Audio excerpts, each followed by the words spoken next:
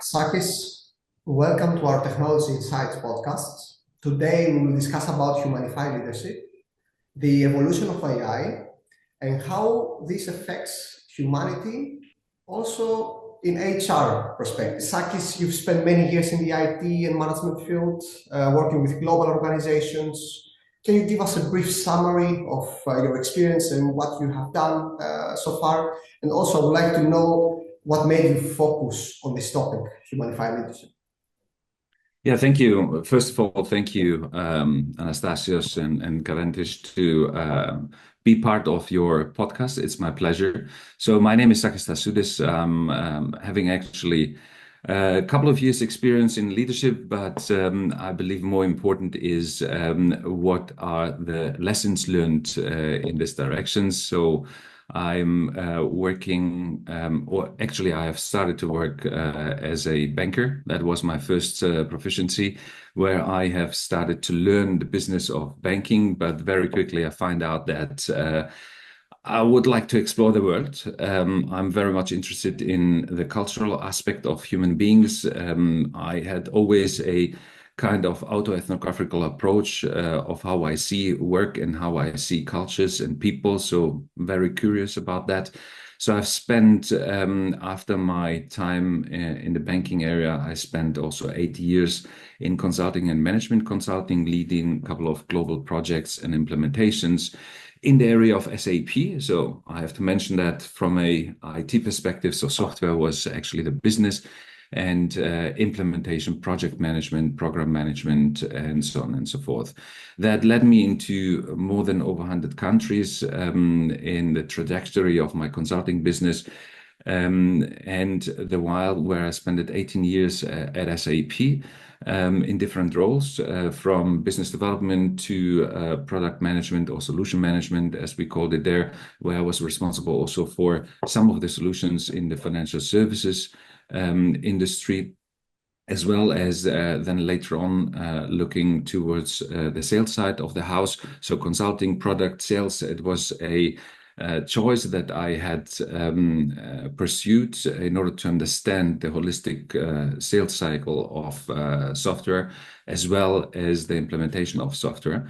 That brought me into regions that I have never dreamed before, but it was really rewarding as a understanding of how people work in different cultures, in different nations, and so on and so forth.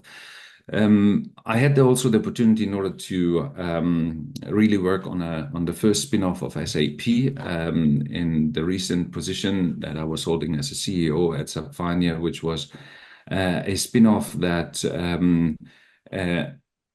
used the financial services industry, becoming a joint venture between a company and SAP. That was also, I think, a great experience where I could see how people are reacting in such kind of challenges. But now I'm looking after my doctoral degree, so I'm doing my dissertation on a topic which is called Humanified Leadership, and we can dive in a bit more and explain to you what Humanified Leadership means. Of course, and also in order for our audience to understand the meaning behind it of Humanified leadership. Can you explain us what does it mean? How did you start researching about this topic? Yeah, actually, it's an interesting topic for me, at least, and I see that a growing community around of humans and artificial intelligence becoming at the center of the discussion.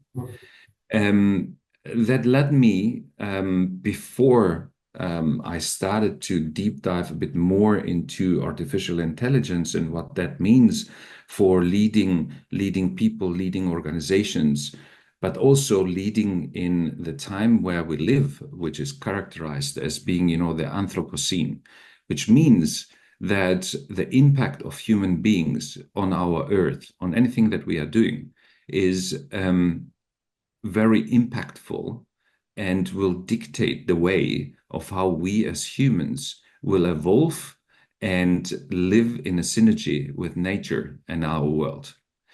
That is aside of all the other challenges that we are currently overgoing and seeing, wherever this is war, wherever this is people starving, and all the other challenges that we currently see with the climate change, the political situation, the socio-economical situations.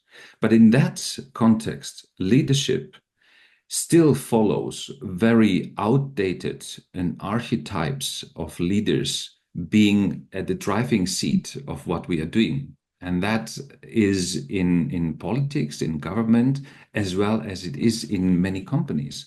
So I looked in my research into traditional leadership theories and leadership approaches that are existing.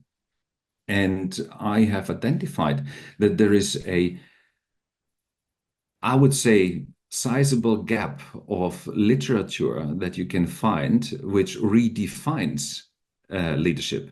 And let me explain you where I'm coming from. When I speak about redefining leadership, while we are redefining humanity at the moment, because we have such a big influence of artificial intelligence touching every single space that we are currently using as human beings, it can't be that we shy away of the leadership side, whether this is governmental or political or organizational leadership.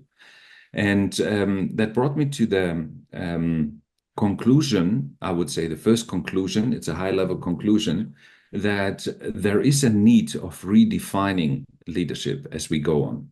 And if you search around and if you listen around, and this is what, you know, the sort of McKinsey's, the Boston Consulting Groups, Accenture, Deloitte, all the big Ernst & Young companies are saying that there is a need in order to have a focus on our human part that will have to go into a new social contract with artificial intelligence.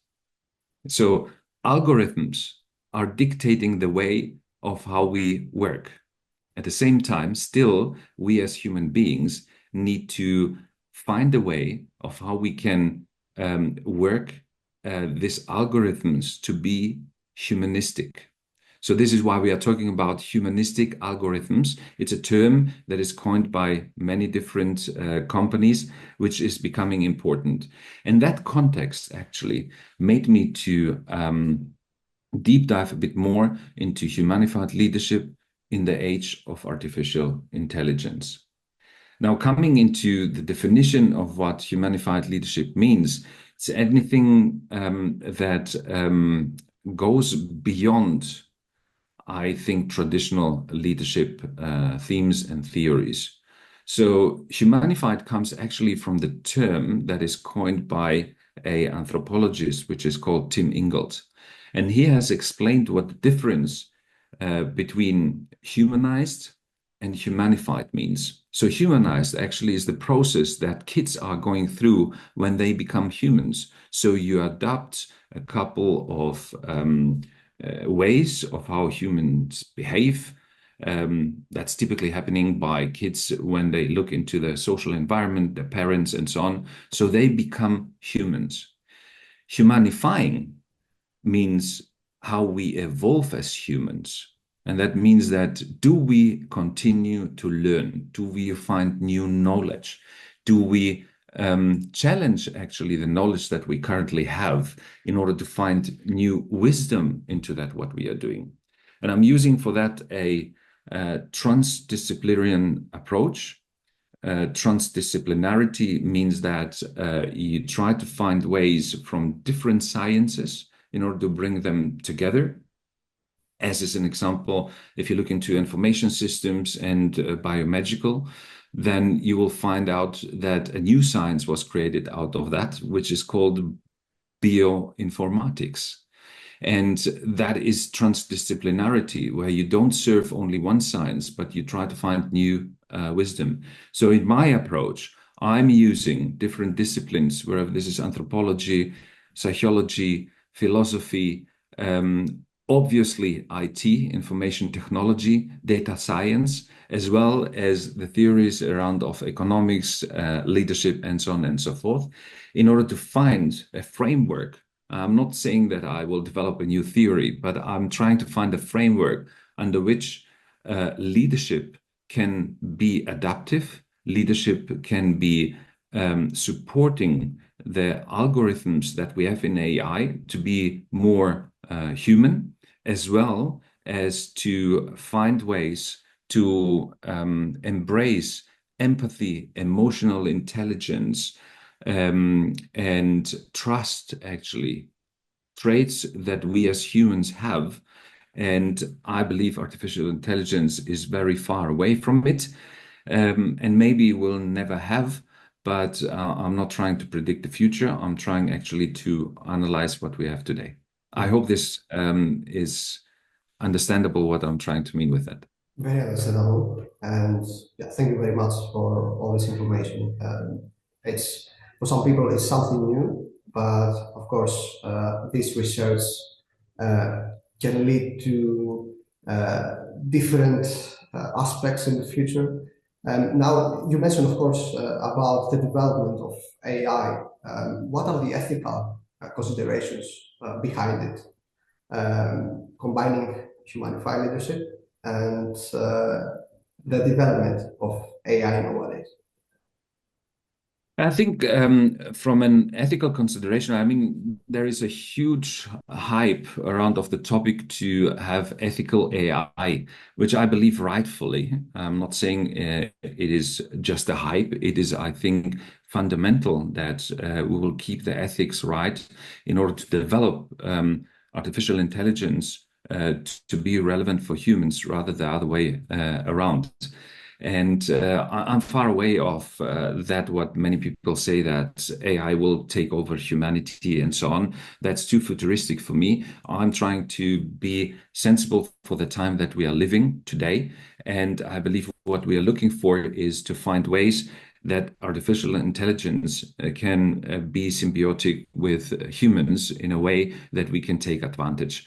But in that text, we need to create a framework with an ethical, let's say, context that will protect, bias, that will protect the privacy of people. It will grant transparency, right?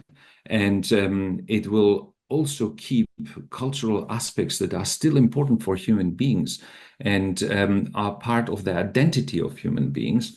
And those are a couple of the topics that I believe are very relevant when we talk about the ethical AI usage. And I'm not talking about, the details, what AI can deliver if somebody asks a question which is unethical, but I'm much more on a higher level addressing the main components. And if you look into the regulation, then you will see that regulatory frameworks might exist, but there is no agreement from a global perspective in these regulations. So we are still discovering what a right framework will be. And I believe that there is a positive aspect of how the companies that are developing artificial intelligence at this stage, they have always and they're experienced in developing software with an ethical codex.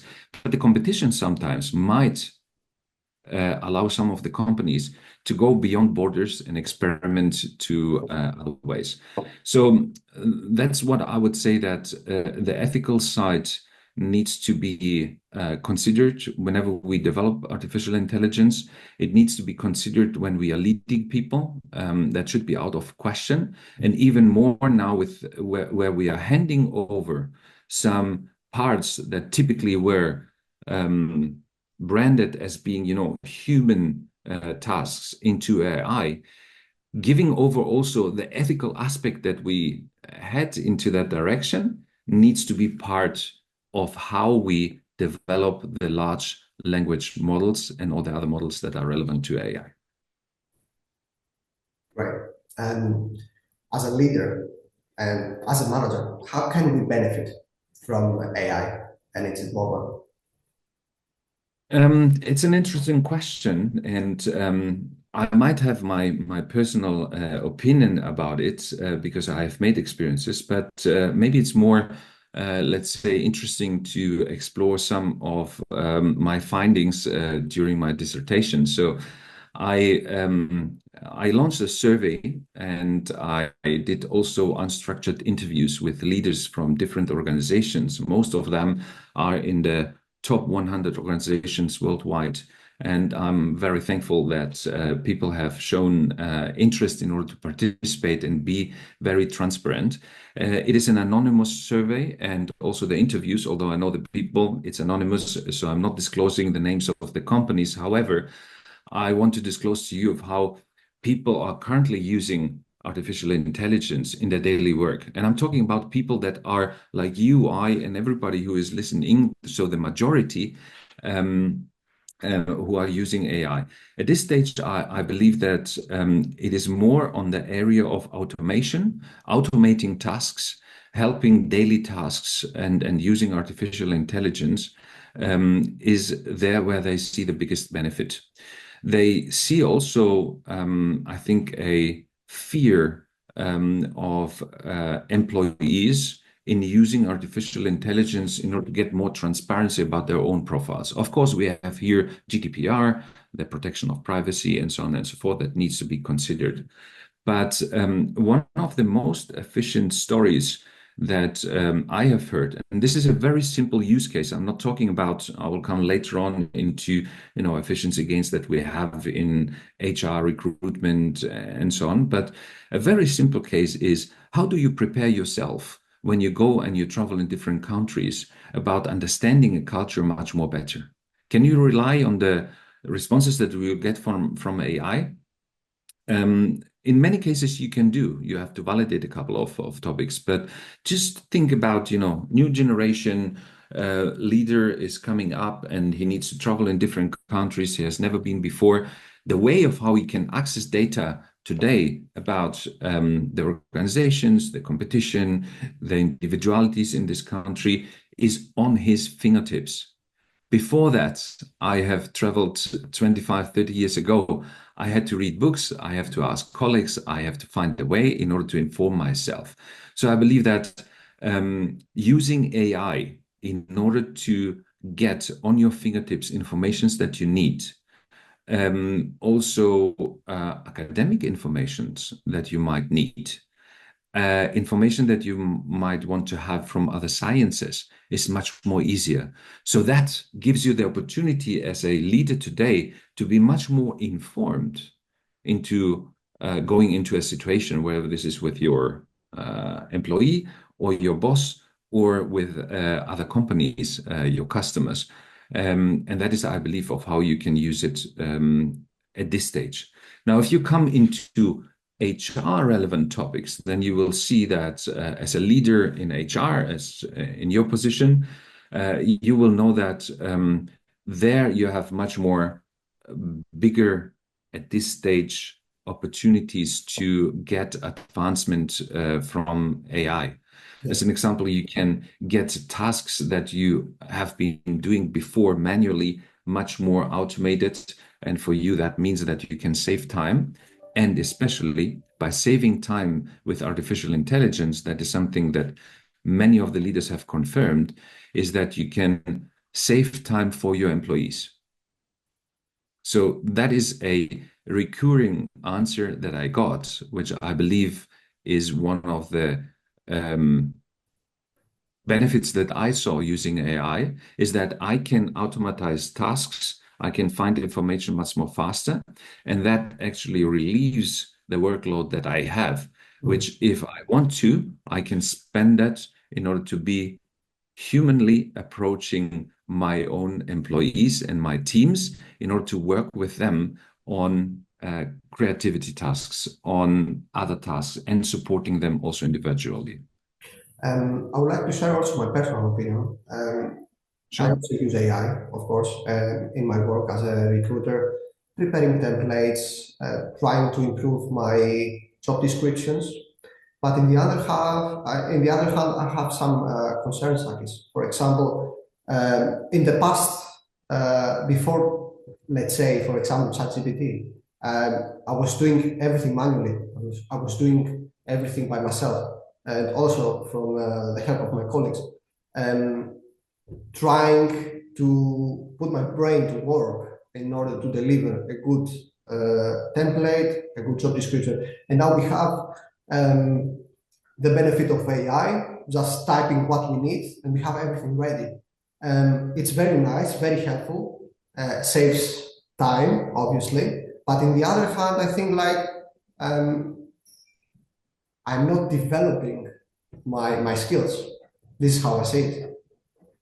Yeah, this is, I think, a very interesting point, and I will come later on to it again, probably with a couple of data. But Accenture, in one of his studies, have analyzed that there is a skill gap for their recruiters as a result coming out from using automation tasks, and they wouldn't develop new skills, and that leads actually to a lower performance in hiring the right people, right? So I understand what you mean. So training your brain, training your skills is important as a recruiter. And I think it's important in every job, right? So here I believe what is important is to change the mindset. And this is where Humanified leadership goes back to. So we are talking about adaptability in the jobs that we are doing with AI. So it is not anymore, I know everything. It is about, I want to learn everything. And you have now the opportunity. So I believe that we have to find a way of how we use the time that we save from the automation of a task and bring it in order to become, let's say, more knowledgeable, more smarter, finding different ways. Because don't forget that actually you, I, every one of us needs to help to develop the large language models, have to develop actually an input into the algorithms of AI of tomorrow. So I think there is a request to all of us, an indirect request, that we have to contribute in order to make AI work with us, augmented together. Mm-hmm. No, that's correct. There are some other concerns as well. For example, you mentioned that before, the fear of replacement of humans. The AI will evolve so fast that recruiters will not be in need in the future. That's also a concern that comes to my mind as well. But in the other hand, I'm thinking about the work that I put, and empathy comes in that topic as well. I can understand when someone is motivated to move forward for a position. I can see facial expressions. I can understand from the voice tone if someone is interested and is motivated for a position. I guess AI cannot do that.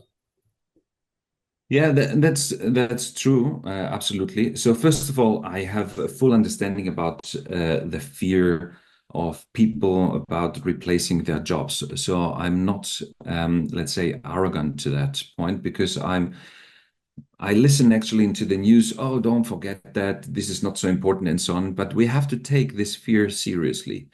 And actually, we need also to, I think, advise what does that mean? Will AI take over jobs completely? That's not my belief. And according to that, what I'm reading, this will be not the case. It will take over tasks which AI can do better than we can, right?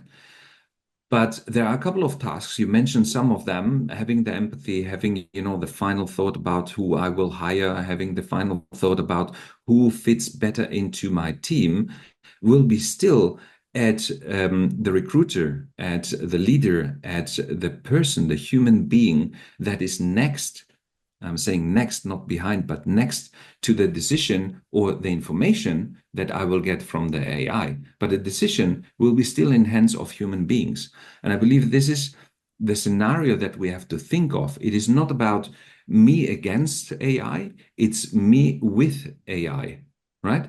So if you look into why this fear is coming from, then you have to distinguish three main revolutions that we are currently facing. The first one is the data revolution, right? The second one is the efficiency revolution. And the third one is the trust revolution. And let me explain you what I mean with that. When I talk about data revolution, then you have today with HR systems, and I'm taking HR examples because we are talking about recruitment and so on. So in the HR area, we have the potential with AI to analyze more than 500 data points per candidate. And that means that I have the potential to have a kind of human potential digital twin. This is how McKinsey calls it, right? So I can actually, with the information that I have, create a profile which I can even test against the needs that I have in a specific job, as well as understand if this candidate can succeed into that what I'm looking for. So that is scary on one hand, but it is also promising on the other hand, because I, as a company or organization or a leader of a team, can make a much more formed decision if I have this information. So that's the data revolution part, right? The efficiency revolution, I think this is out of question, and most of the people know, but we have from different reports, this is Deloitte, McKinsey, a couple of others, the World Economic Forum, they are reporting that current systems can actually enhance the recruitment process 300% faster than it was with traditional methods, right? And in the efficiency part, there is a association to cost reduction, which goes approximately around of 35 to 40%. And that is immense. If you look into the traditional cost of hiring that we used to have per person, in some cases, it's around about $4,500. And you now have actually 50% less than that, what you are paying. So it makes a huge difference for big organizations, but also for small organizations. And that's the efficiency revolution, right? Which we cannot deny. And companies want that. The third point is the trust revolution, right? And you have actually inclined to address this topic. And trust is a topic which always have been in a big question mark when I have to deal with AI. So look from an HR perspective. Let me now go to the third part. So we talked about data revolution. We talked about the efficiency revolution. The third part is the trust revolution, or trust actually as a point. And, here perhaps we have the most profound shift in trust dynamics that we have experienced actually in AI. Because when I talk to people and I tell them that this is the situation that reports are bringing up as an information rather than myself, they don't believe it. So according to the IBM's AI ethics survey, 68% of job seekers are actually feeling, and they are coming from younger demographics, right? They're feeling that AI is more trustful for their initial screenings than human beings. And this goes back into, or it reflects, I would say, the bias that probably some of the recruiters would have in the company. So just think about it. They feel more comfortable to have the first screening by AI. They consider it being more fair than having a human being in front of them. And we can't acknowledge that fact. It's a fact that how people think, right? So we have to embrace it and find ways of how we can make the process better, as well as, augment the human part into it when it comes into a decision making, so that we will find the best talent for a company or a position. Yeah. Right. So, and this comes back into the point which you mentioned before. I believe that we have to deal with this kind of topics, and we have to be open in order to understand what that means in the further development of recruiting tools. Those things that you are currently experiencing in our discussion is something that came out of a research that I'm currently doing around of AI and recruitment, which uses 75 peer review studies that is coming mainly from academia. I used around about 30 industry reports. Maybe this number will change as we go forward. And we analyzed more than 250 organizational use cases where we withdraw a couple of them, right? So those names that I'm mentioning are indicative. It is not that they're absolute and nothing else more exists.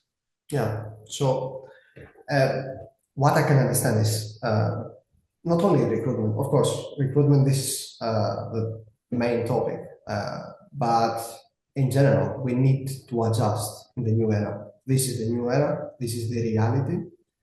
And yeah, we need basically to keeping with the new technologies, keep to learn more, how to use AI, how to use new technologies in order to be on time and above, to be prepared for the future and to be sufficient and professional in our jobs, right?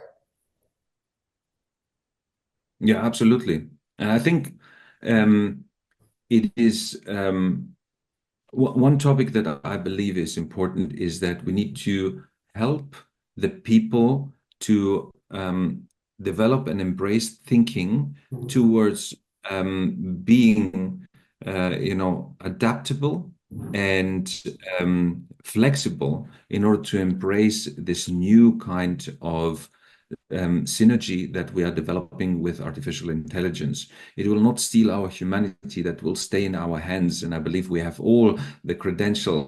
Artificial intelligence is far away of having emotional intelligence, although we have some tests that are around of having artificial intelligence interpreting emotional intelligence or characteristics of human beings when they are showing emotions, right? So that artificial intelligence can answer with the right level of emotional intelligence. But I believe that you're right.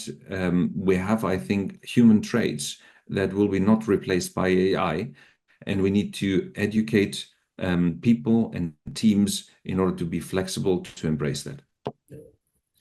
I would like also to mention about diversity and the importance of it. I will give my personal opinion now.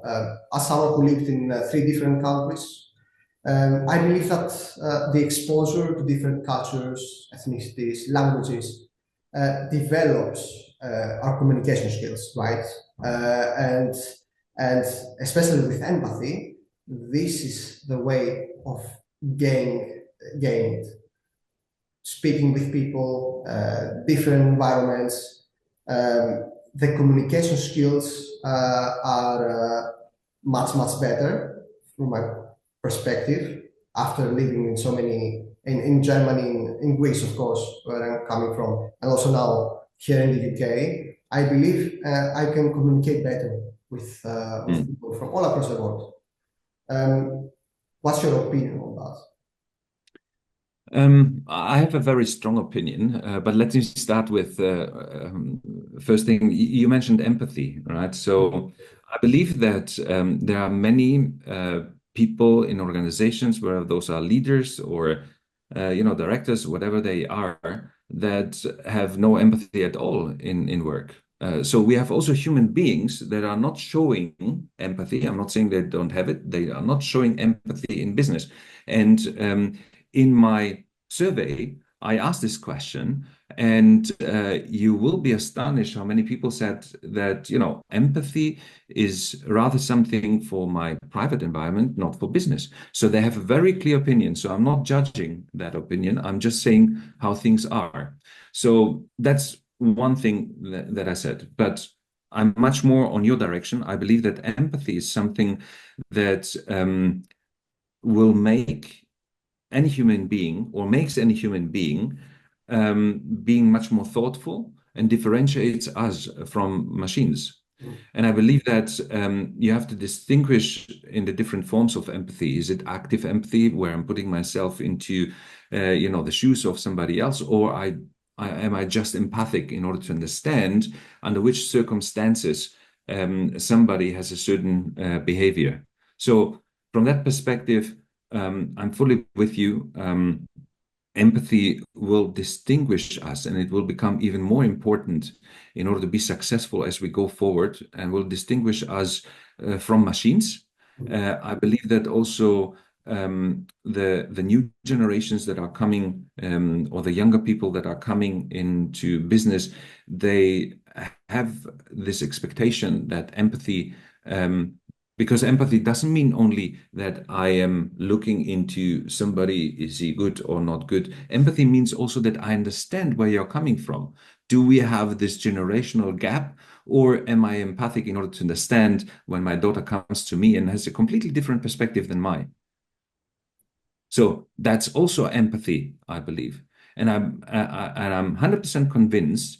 I have seen a program, one of the people that I interviewed, he said to me that, and this relates to empathy, we have switched the roles of who is the mentor of whom.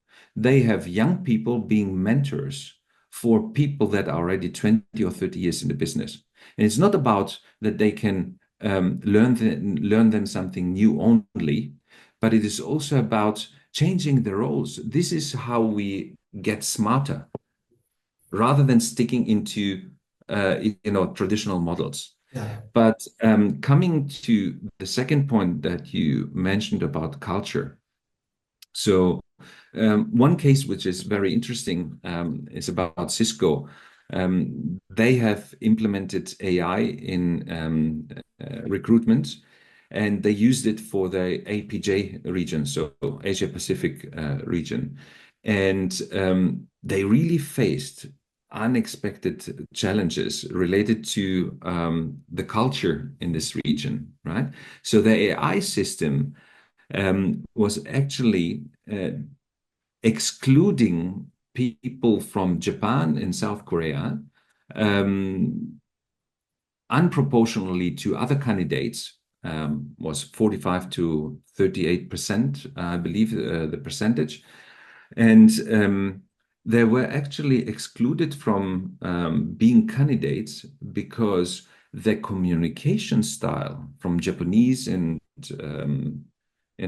South Koreans has a different style, right?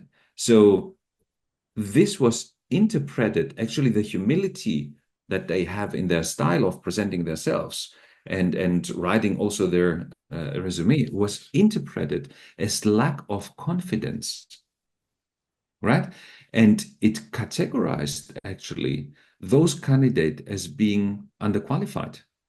So keeping long story short, that has also a financial impact in this case, which was an investment of additional 8 million in order to get the system modifications into that. And at the same time, this opportunity cost actually round of that was measured around about 25 million. So this is huge money, I believe.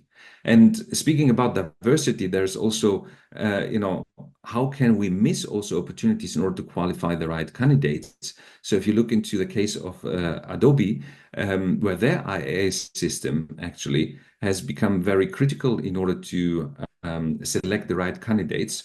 And they have excluded, from this diversity perspective, some of the candidates. So 3 of them actually, which were UI designer, that later on have went to the competition and built a business that Adobe actually lost, and it's valued of 140 million, which is lost innovation potential.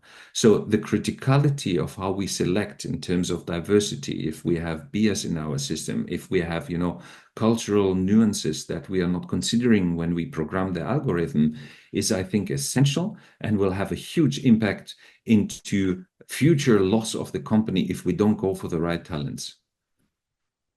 Very true and very insightful. I'm very curious to see the development of AI, the usage of it, and also from my point of view, the work that I'm doing as a recruiter, uh, learn more, develop my skills, and adjust. That's the most important thing.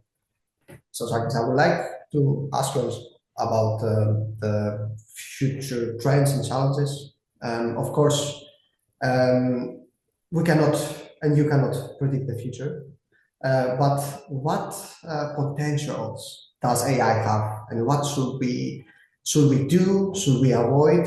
And also, I would like to know about your research and your results. Uh, Mm. what results did you have from your research? Yeah, actually, the research has revealed, and this is, a first draft that I can share with you. I'm happy to do that exclusively for you for the first time. So let me start with, how we can navigate actually the ethical artificial intelligence design in the area of recruitment. So what the report reveals, and this is a consolidation of the main points that obviously all these reports that I have analyzed are bringing together, I try to summarize that. So first of all, algorithmic audits will become more prominent. So not only from the company, maybe there is also a new profession where, you will have audits over the algorithms in artificial intelligence. And that might be also part of some of the, new acts that we see coming up, because that is a protection that needs to be done, I think, in order to detect and mitigate biases in artificial intelligence algorithms. So we talked also about the humanistic algorithms that we need to have. The other part is which stakeholders does companies involve in order to get HR specific applications in artificial intelligence further developed. So it is important that there will be different professions and stakeholders from all professions that are relevant in that area be included. Microsoft is doing, with their AI ethics boards that include different professional from different professions and various disciplines, right? So also different sciences, philosophy, psychology, anthropology, and so on. So transdisciplinary, I think, an approach. Then the cultural sensitivity needs to be managed somehow. As we know, AI systems are working with historical data. The historical data that most of the HR systems would have probably do not have this cultural sensitivity somehow depicted. So the question is, how do we make sure that we create an ethical framework in AI that provides guidelines to help and ensure that AI models will respect cultural differences? It is important because otherwise it's a discrimination that could happen in that area. And then, of course, when we talk about the human oversight, it's the fourth point I believe that needs to be part of this framework.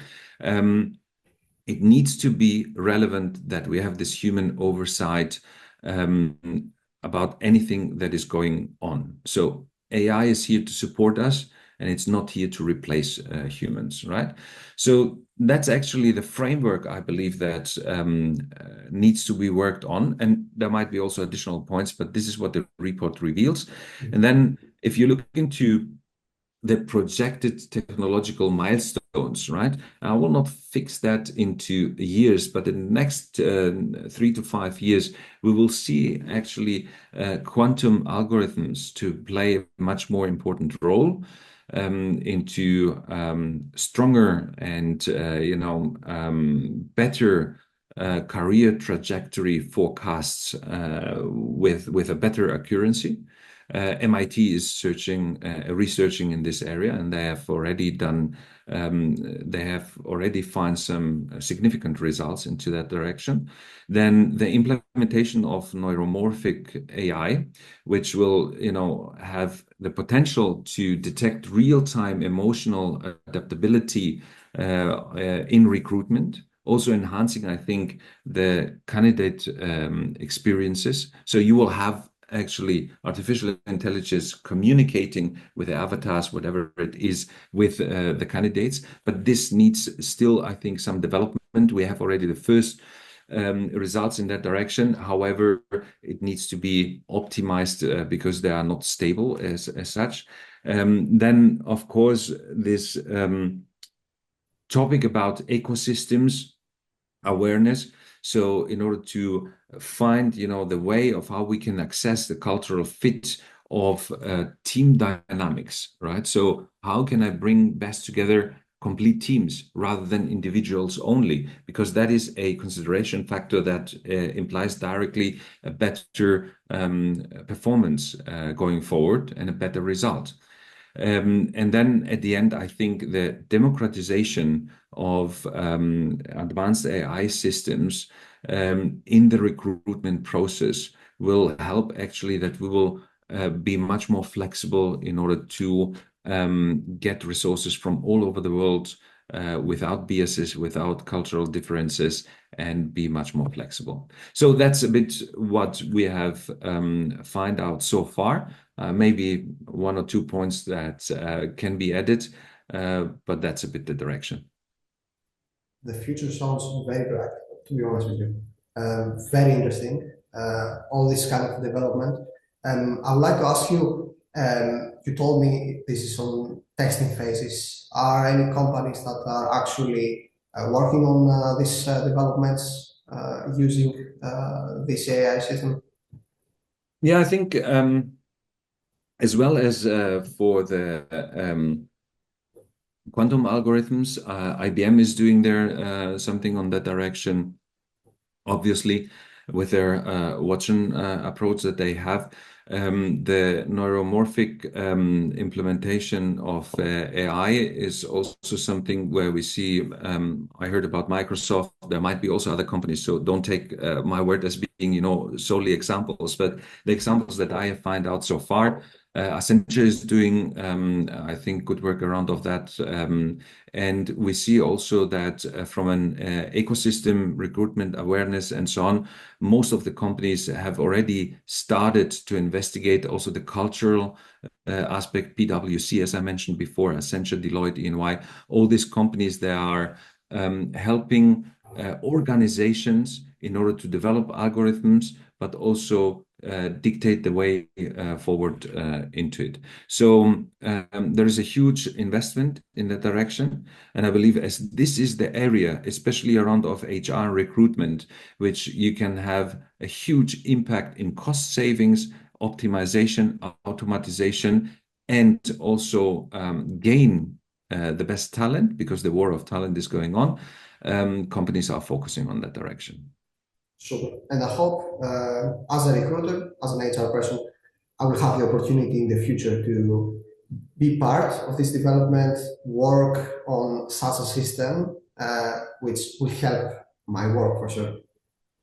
Absolutely. Those are large language models that need to learn. And to learn, they need human beings. So they need to feed the system. So from that perspective, I believe that professionals like you, if you are a professional in that direction, need to provide their knowledge in order to feed the system. So from that perspective, certainly I believe this cooperation between humans and AI systems needs to be in place.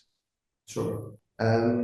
Sakis, what are your future plans? Can you tell us about them, and Also, I would like you to mention about your research and your blogs and also your website, Hamlets. Sure. Or So I'm currently working on a couple of researches. So there is, I think, the main part, my dissertation around of Humanified Leadership, which is ongoing. It's a very, daily developments have to be considered. Besides the facts that I have, launched a survey to more than 120 leaders worldwide. I had participants for unstructured interviews, which needs to be analyzed and incorporated. I had running pools. I have a web page created, as you can see in the background. So it's www.hamleads.org, which explains also my research. So everybody's invited to participate if he wants, but also to exchange and to speak about what AI means in terms of leadership and the human aspect of leadership. Besides that, I'm working on different researches. So one of them, which I will launch in the next couple of weeks, is the figures that I described now. It is AI in recruitment. I'm doing similar analysis, also AI in different industry or specific roles, because I believe that the information is so vast and big, actually, which is existing, but really putting that together, what we get from industry reports versus the academic part, is something that I would like to contribute and give back to the community with analysis around of that, and making that a bit more simpler, so that people like you and myself and others can actually, by reading such kind of a report, have a much more transparent view of how their industry, their role will be impacted. So that's one part that goes next to my dissertation. And the third part that I'm working on the first version of a artificial intelligence tool. It will be, in the form of an application that will try to find a way of how I can augment, leadership together with artificial intelligence. So a tool that will be supportive and helpful for leaders to be used in order to find out where they stand, if they have, specific views about how they are seen from their perspective. And, I will fill in some research from academia into that. So still in the plans, I'm discussing, the development of that tool, but it will come probably next year. So that's a bit the immediate plans that I'm doing into that direction.